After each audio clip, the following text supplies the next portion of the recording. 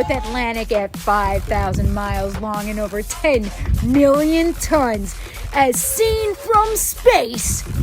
Sargassum! Actually, tracking algae from space is common practice, but makes good headline. Excuse my sargassum. It's macroalgae. It comes over from Africa through the Atlantic to even the Gulf of Mexico, Caribbean, and it comes up in tons. You see these little berry-looking things on here? They're actually pockets of air, which makes sargassum buoyant. Sargassum can stretch from miles and miles across the Atlantic. This is providing ecosystem shelter, protection for a whole bunch of organisms. A juvenile eel, juvenile fish.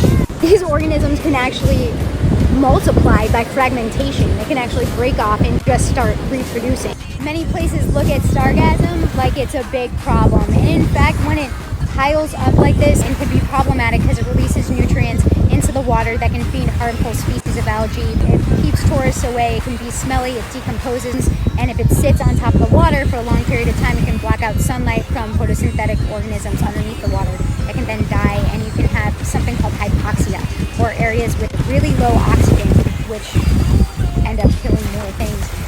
During the past decade or so, these blooms have gotten worse. We have changed the nitrogen cycle, there's deforestation, there's warming waters. These blooms are just